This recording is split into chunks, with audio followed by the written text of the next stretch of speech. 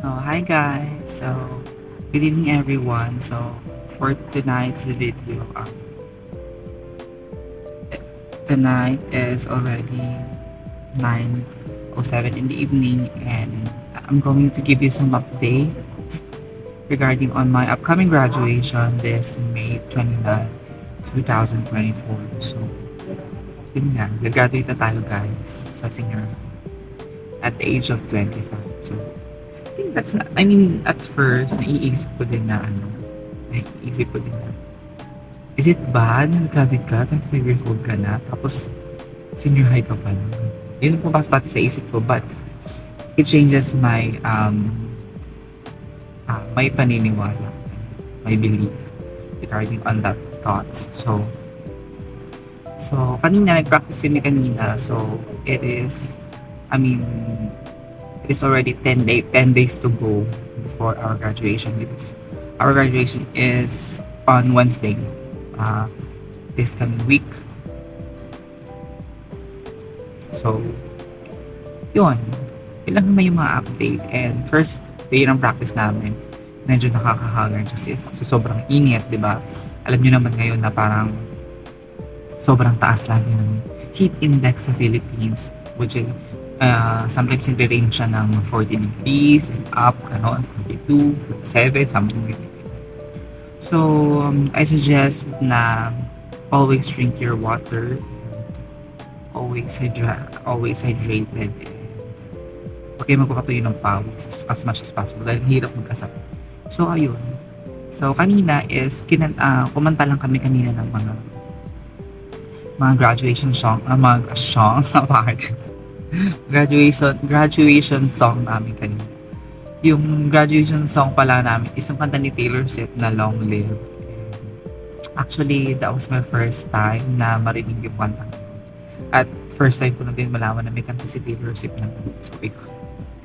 Ayun. But parang nagnibago lang ako. Yun lang may mga most update. Sorry, matagal akong hindi nakapag-take ng video kasi busy, ganun and everything. Nagpahinga. So, after ng film, hindi na nagparamdam ng mga classmates kasi nga, nagpahinga. Ayun. Wala na tayong dapat pag-usapan. Parang taba pa naman dito. Taba ba? Ayun guys. Yun lang. Nagbigay lang ako ng mga update regarding on my upcoming graduation. It's about 10 days to go before my our marching on our graduation day, which is May 29, 2024. And yung oras para ng graduation namin is 5 p.m. para hindi mainit. I think aabutin ata kami ng gabi or maybe mga 1 a.m. Sa dami ng estudyante, 1,000 plus, 1,900 something, parang gano'n. Yun.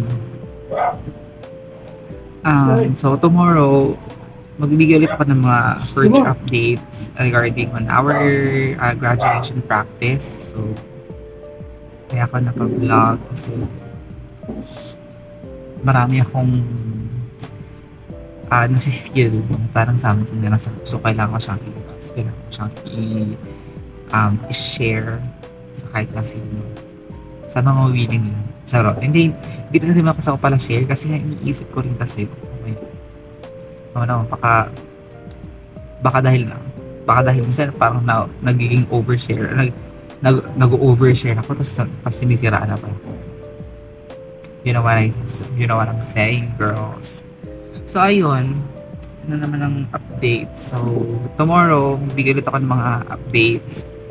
And, yun lang naman. I think that's all for tonight. Bye guys.